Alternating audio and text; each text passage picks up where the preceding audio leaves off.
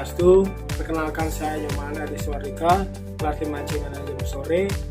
Sini saya akan mempresentasikan bisnis plan saya. Jadi latar belakangnya adalah di Indonesia sendiri saat ini gaya hidup masyarakat sudah cenderungnya menyerupai gaya hidup luar negeri, baik dari sisi gaya busana, gaya bersosialisasi, dan lain sebagainya.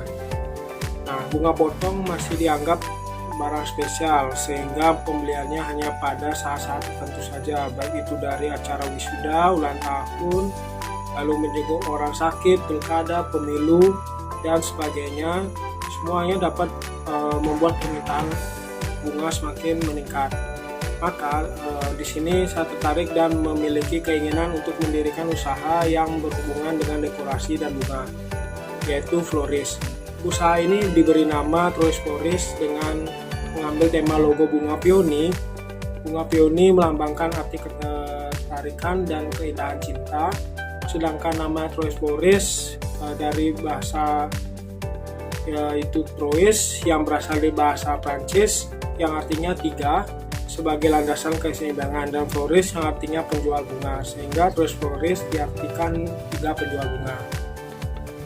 Lalu ada profil usaha. Profil usaha ini nama usahanya adalah Trois Florist, jenis usahanya rangkaian bunga, alamat usaha Jalan Taman Sekar 2 nomor 9 Denpasar, Bali.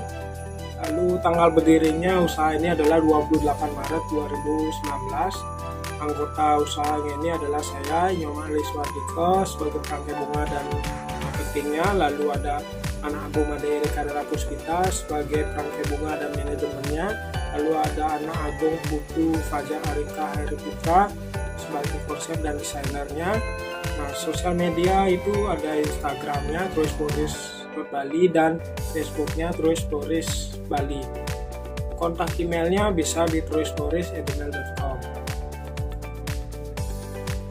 Nah, profil usahanya, tema logo ini yaitu bunga peony, tema warna soft pink dan juga brown plus white. Makna logo ini adalah bunga peony melambangkan arti ketertarikan dan keindahan cinta. 3 kelopak bunga pada logo melambangkan landasan keseimbangan pendirian usaha. Dengan berkomitmen dalam membangun usaha, fondasi yang utama adalah niatan yang baik. Niatan baik ini selalu untuk meningkatkan selain untuk meningkatkan ekonomi keluarga, dapat membuka lapangan pekerjaan untuk orang banyak, khususnya saudara, orang-orang terdekat kita. Lalu ada ukiran Bali pada kelopak bunga, pada logo melambangkan tema yang kami gunakan adalah tema klasik dan soft. Nah, aspek pemasaran dan strategi pemasaran.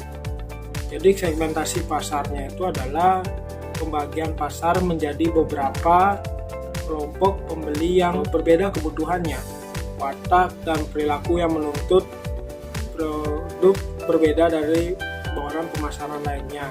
Segmentasi geografisnya ini Trois Florist adalah masyarakat Bali, khususnya di Kota Denpasar.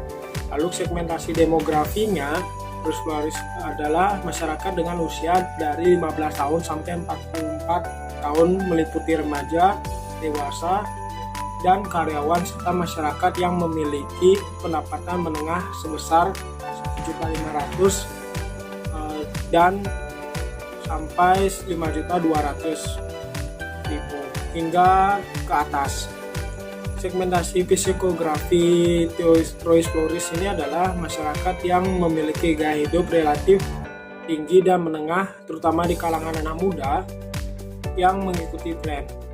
Lalu ada segmentasi perilaku Trois Florist adalah masyarakat di Kota Denpasar, terutama remaja, yang rata-rata sudah mengerti yang namanya kasih sayang. Nah, posisi Trois Florist ini hadir di Kota Denpasar dengan berbagai keunggulan berupa penggunaan bunga segar dan dried flower sebagai bahan utama pembuatan produk, terutama hand bucket, box flower, dan standing flowers, pemesanan minimal H-1.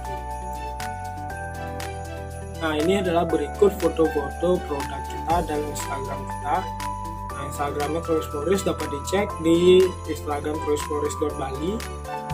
Ada beberapa produk seperti hand bucket minuman, lalu ada frame flowers, lalu ada hand bucket, ada juga money frame flowers, dan juga ada box flowers, ada juga coklat, dan masih banyak lagi produk yang bisa dilihat di bagian Instagram troyesflores.bali. Nah, ini berikut adalah aspek keuangannya, dapat dilihat dari aktiva lancarnya, lalu ada aktiva tetap yang sudah kita buat, dan next ada aspek keuangan di bagian biaya operasionalnya, dan juga laporan keuangan perkiraan pendapatannya. Nah, lanjut ke aspek sumber daya manusia. Aspek sumber daya manusia ini adalah menyangkut dari 7 aspek: distributor atau supplier bunga. Nah, agar usaha ini dapat bertahan dan berjalan dengan baik, maka kami melakukan kerjasama dengan beberapa distributor atau supplier bunga yang ada di Bali dan di luar Bali. Distributor yang kami maksud adalah orang yang memasok barang-barang florist dan bunga dengan harga yang lebih murah. Jadi selain distributor, ada yang kedua adalah tenaga kerja.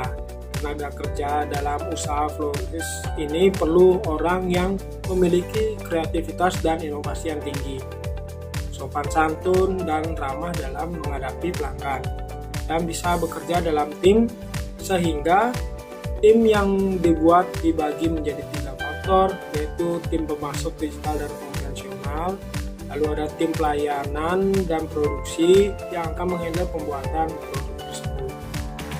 Nah, yang terakhir adalah aspek dari masyarakat sekitarnya. Nah, selain pekerja dan supplier yang memiliki peran penting, selanjutnya adalah masyarakat sekitar. Juga memiliki peran yang penting dalam keberlangsungan usaha ini, karena kita juga harus membina hubungan dengan masyarakat sekitar.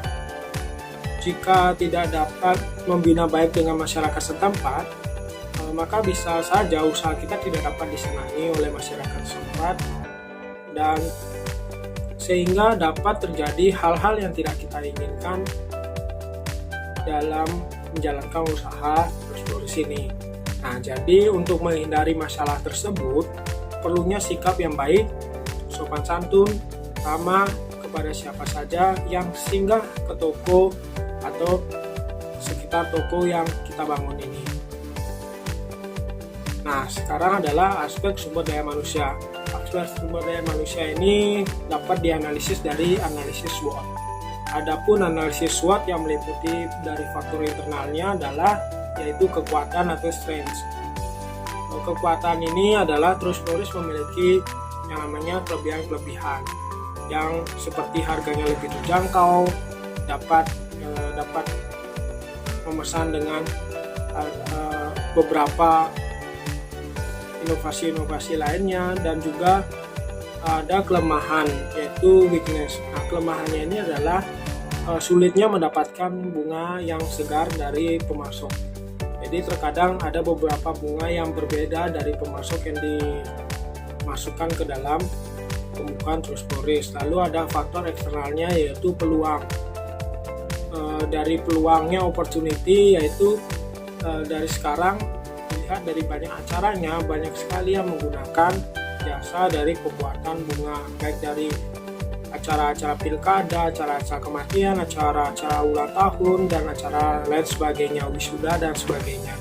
Dan ancamannya adalah threats-nya, ketika kita membuatkan inovasi yang baru dari Flores.Bali, ini menjadi suatu mudah ditiru produknya dengan para pesaing lainnya.